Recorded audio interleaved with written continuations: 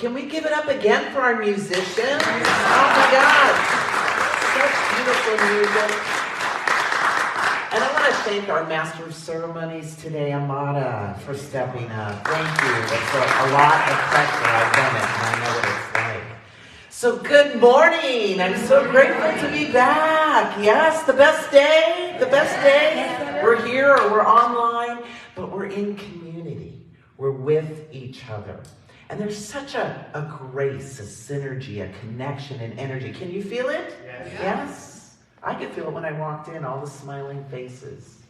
So I'm a brand new minted minister. Just got my ministerial stole. I heard every time a minister gets their stole, an angel gets their wings or something like that. That's the way I heard it anyhow. So the title of today's talk is Who's Calling? Who's calling? Who would like to know when their soul is calling? Anyone you like to know when it's an absolute soul call? Because it gets confusing, right? We have our head that's speaking to us, that's loud and splashy. We have the callings of our heart speaking to us. But then there's that third call, the soul call. And today we're going to talk about those three calls and how to know the difference. And then we're also going to talk about three types of soul calls. And today we're going to get a chance to drop in to that heart space and see what our soul is trying to tell us. Sound good? Yeah. Excellent. So let's talk with our head for a second. Anybody know that loud, splashy voice? You know, that one that kind of judges you or gooses you to do something? Or, I heard a lot of people coming up about the 40-day prosperity going, well, I didn't do it all. Like the head's like, don't lie about this, But here's what I know. Whatever course you're in or any path of improvement is that Spirit knows you better than you know you. And sometimes we can trust, even though we didn't read to page 67, that we still get what we need. Because there's a presence of wisdom that knows how to do that for us. And we can trust that. Clearly, it's working. So congratulations. So the head voice is that part of us that helps us navigate the world. It's that ego part of us that has us believe we are what we have, what we do, what others think of us, and that we're separate from one another. And it's loud and it's splashy. So you know that that's your head talking when it comes in, right? And it has a lane. It has actually a purpose. And the purpose is, it's to help us navigate the world, right? The world has some norms, some rules, some expectations. So when we have an intention and we want that to be translated, we need to know what those norms are. That's probably a good thing, right? Because I have some ripped jeans. I love my ripped jeans. I would wear them up here today. But my head came in and said, really? Maybe not the best impression of credibility. And that's a good thing. We want that to happen, right? Because I want to show up for you. I want to be here with you, and I want you to go on a journey with me. And you might question, who's this guy in the ripped jeans, right? So there's a time to listen to that voice, but then there's a time when it tries to go into the lane of your dreams, right? Tell you how you're not worthy or you're not good enough. Yeah, it's out of bounds when it goes into that lane. But then there's also the meditations of our heart, that our heart speaks to us. And our heart speaks to us through feeling tones, through that watery kind of pull in our body is where we feel our heart, right? And that's where we feel the passion or excitement. Anyone get like a idea? They're like, oh, I'm going to do this thing, and you get really excited. And then a second later, you get really scared. Right? It's your heart. It's your emotions of your heart. And there's a time to listen to your heart. There's a time where your heart really needs to trump your head. Right? How many have co-signed for adult children their car? Maybe it wasn't a great idea, but your heart said, let's do this. Right? And they say the longest distance is from here to here. And so sometimes we have a head and heart battle. But then there's a third call, and this is our soul calling to us, that transcends the logic of our mind and goes past the emotions of our heart. And when this soul call comes in, it's pure, it's clean, it's clear. It defies logic. It comes from that, If you heard my last talk last time, that place from out of the blue, ever wonder where the blue is? Right? It comes from seemingly out of nowhere. It's coming out of spirit is where it's coming. It's coming from an all-powerful, all-loving, all-wise source. And you can trust that call. But it can feel scary and it can feel weird and we can question why it dropped in. So I have a girlfriend now, so excited. And she listened to her soul call. We both went to a Silomar SOAR conference and we both kind of liked each other, but neither one of us was really talking to each other. You know, it's funny. But we kind of met, and after the conference, she got a call, a feeling, a pull to text me, ask me out to lunch, and she said, I never do that. And we've been talking ever since, and we've been dating for 4 months. Isn't it great?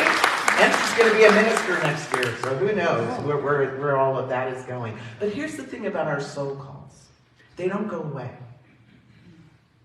They keep knocking at your door. Anyone got this thing that keeps knocking at your door, that keeps calling you? That's your soul call. And your soul is that piece of you that is the purest, wisest, strongest piece of your personal zip code, right? Because we all have a zip code in the divine. We all have a piece of it. But that piece contains the whole. It contains everything you need. See, Spirit doesn't call the qualified. Spirit qualifies the called. And we're going to talk more about that. And here's the thing. You can either surrender to your soul's calling or be dragged. Your choice. You have a dream to write a book? I know there's got to be somebody. I'm writing Almost. a book. Are you right now? Good. Congratulations. Almost everybody has some call to write a book at one time or another. But here's what the head says. The head says, are you really qualified?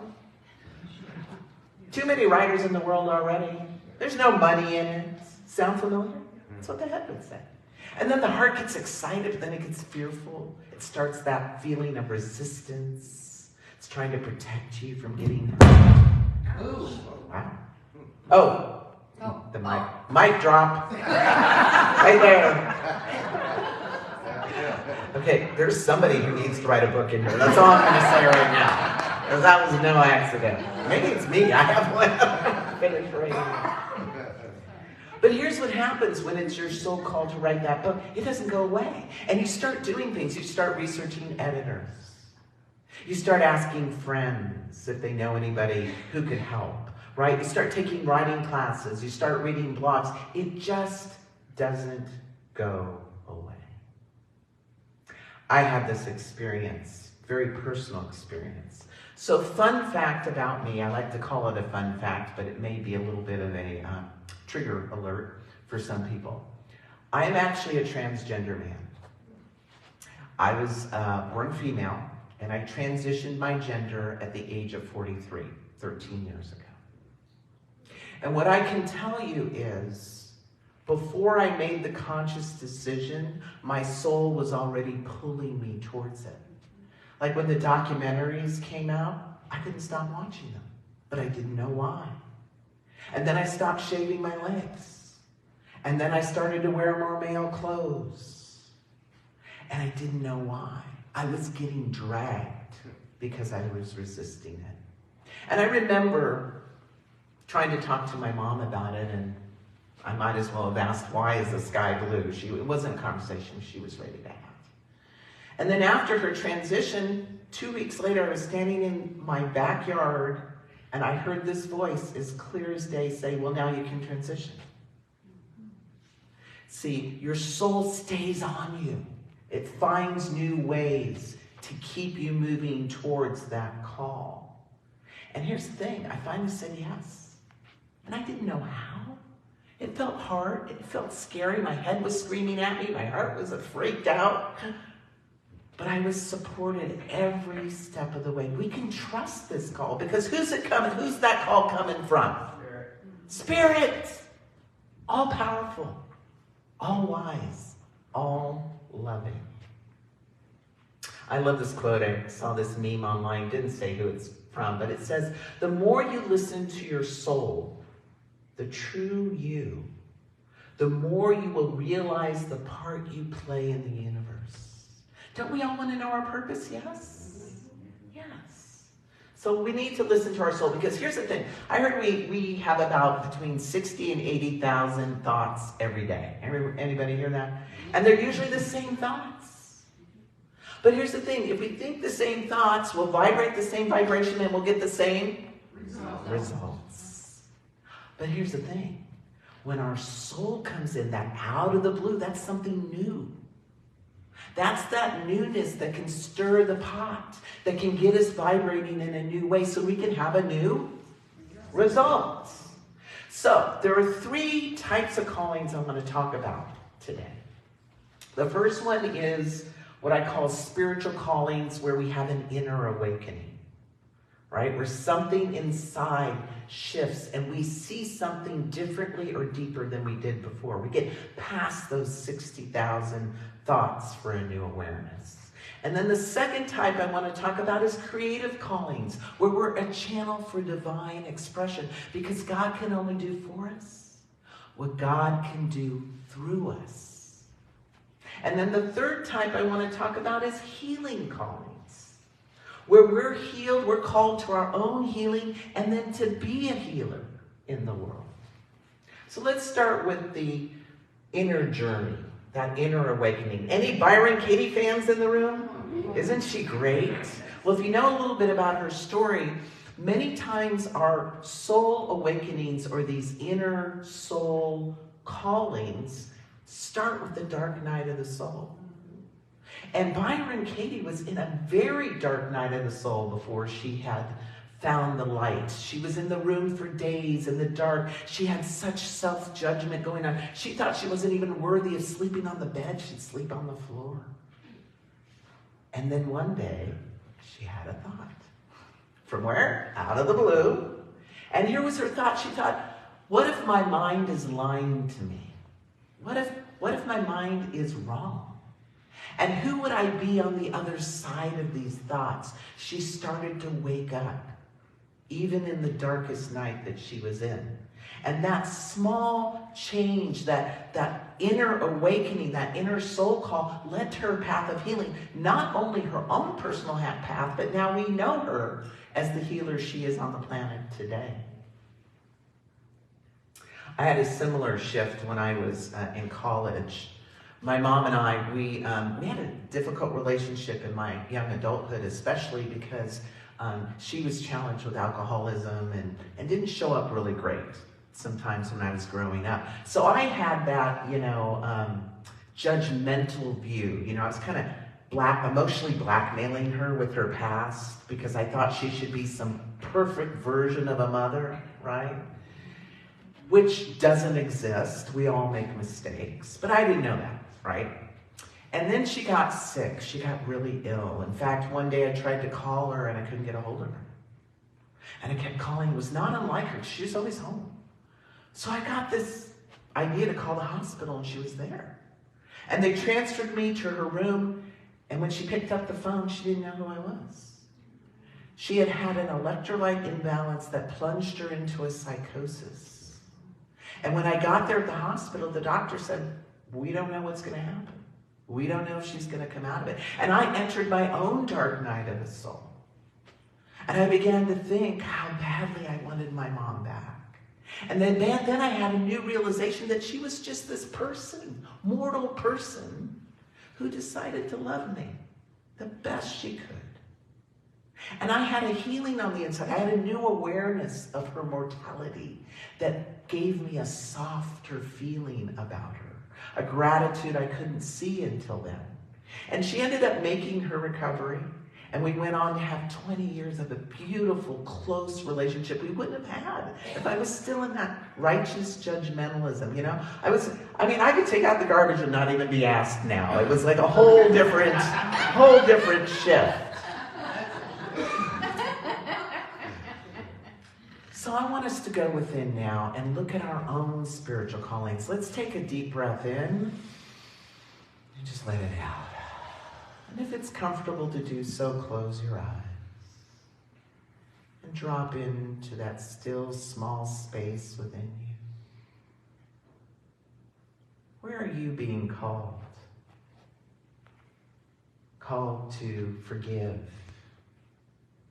called to move past some judgment or barrier to your good, to awaken to a deeper truth that you know is there, but your pride or your mind or your heart won't let you let it go. Maybe it's time. Maybe it's time for an awakening, to see and feel and hear something new, whether it's around relationship, health, your purpose in the world, whatever it is.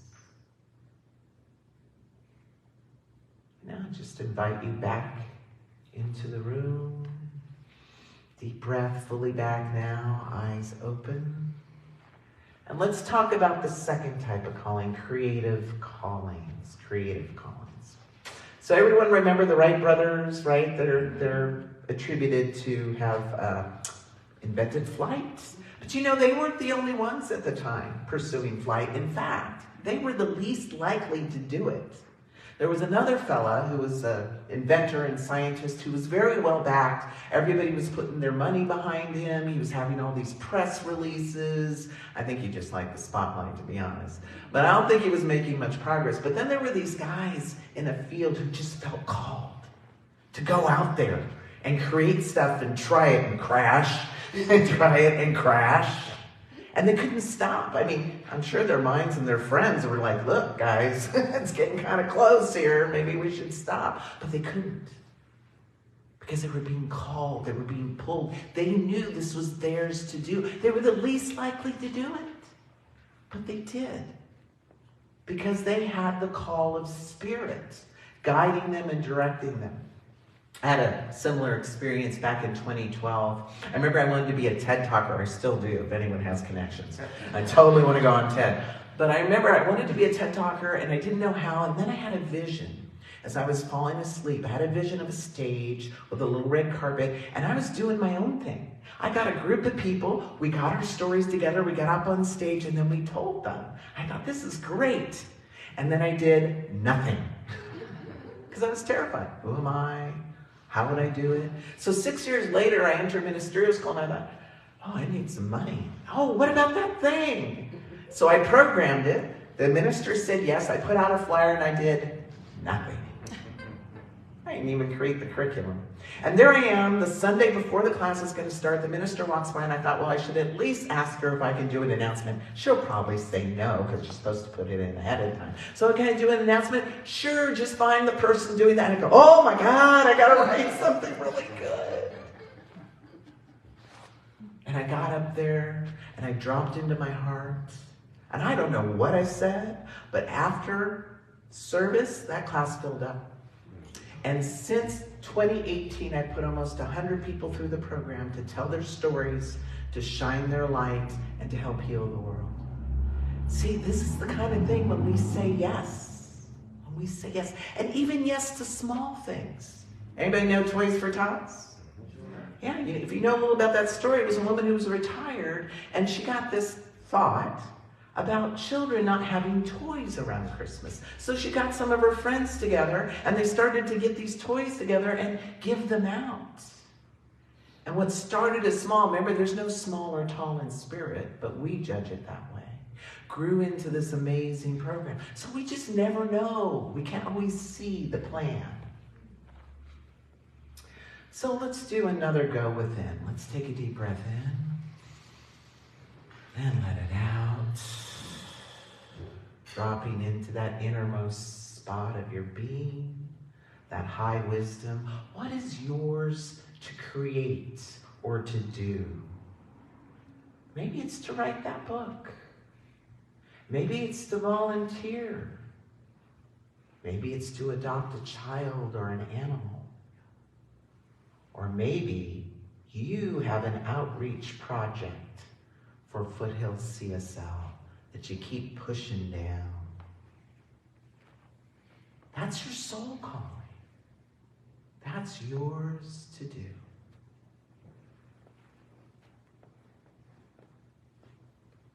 I just invite you back now into the room, opening your eyes. I love what C.R. Lamont says. He's a writer.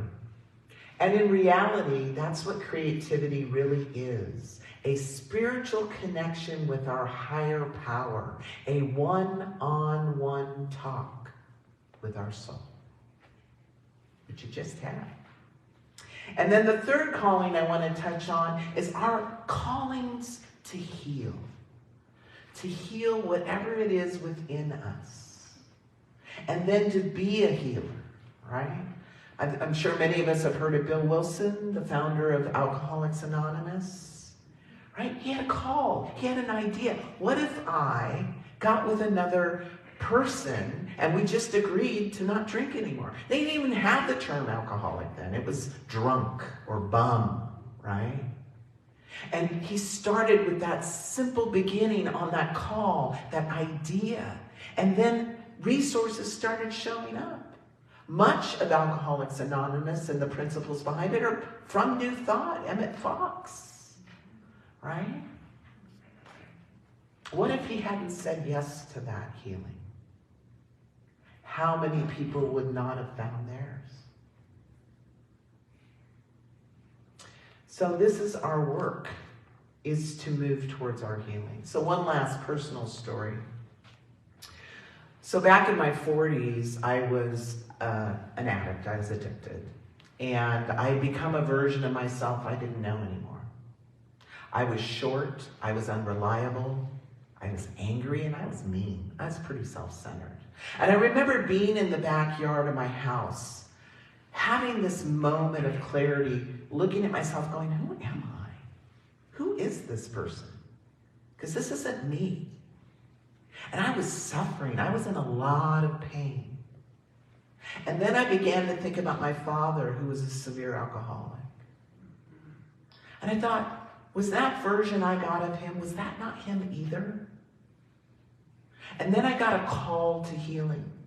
And the call was, I need to forgive him. That my healing lies in my forgiveness of him, because until I forgive him, I can't forgive me. And so I did a very, very powerful prayer, and it works. You know, the help me prayer? Help me, God. Help me forgive my father. Now, I didn't know how to do this. I wasn't active in these principles or New Thought yet, but it was sincere. And then there was this unfolding that I couldn't make happen. I ended up going to my cousin in Tucson, which I have rarely ever seen, and she just thought, I'm going to pull out all the pictures of the family, many of which had my father in them. And she said, you know, your dad was my favorite uncle. I loved it when he came to town. He'd bring silver dollars. And I said, well, that wasn't my experience of him. And I told her my experience, and she said, you know, the family always said when he came back from the war, he was different. He was changed. And that's when the drinking started. See, they didn't have Wounded Warrior then. They didn't have any. He was doing the best he could. And in that moment, I let all of it go. And I forgave him on a level now where he was just safe to walk through the hallways of my mind. And in that moment, that healing, that forgiveness started to heal me, and I started my recovery. And I have been clean over 13 years. Blessed be. So we're going to do one more call to healing and see what your soul's call to healing is. Deep breath in. And just let it out. And drop within. What is yours to heal? Maybe it's time to heal a hurt, a regret. Maybe it's time to make an amends. Or maybe you're being called to be a healer. Maybe you've conquered addiction and you're being called to be a sponsor. Or maybe you have finally mastered your money and now you're going to help people become debt-free. Or maybe you have finally found self-love and you're ready to support people on their journey of self-forgiveness and self-love. What is it for you?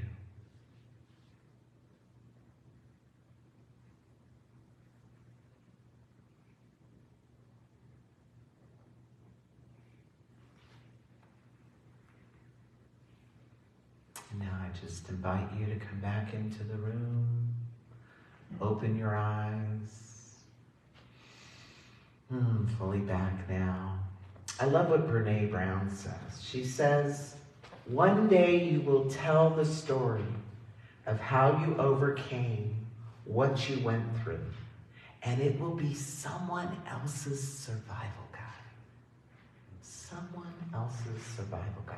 So I want to encourage you to know that your mind is for navigating the world. Don't let it in the lane of your worthiness or your dreams. Out of bounds.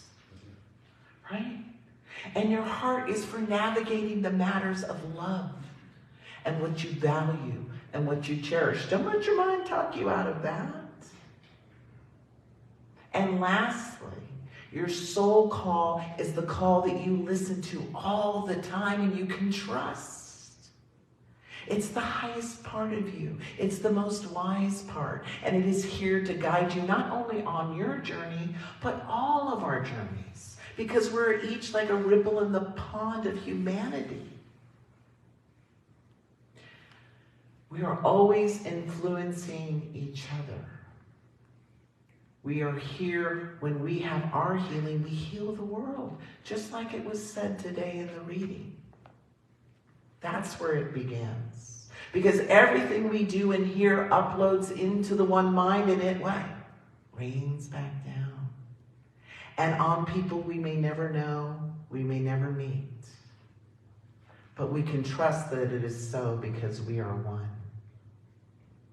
So I invite you to say yes to your inner awakening, yes to your creative calling, yes to your healing. Because when we do, we change the world together. Blessed be. Thank you so much.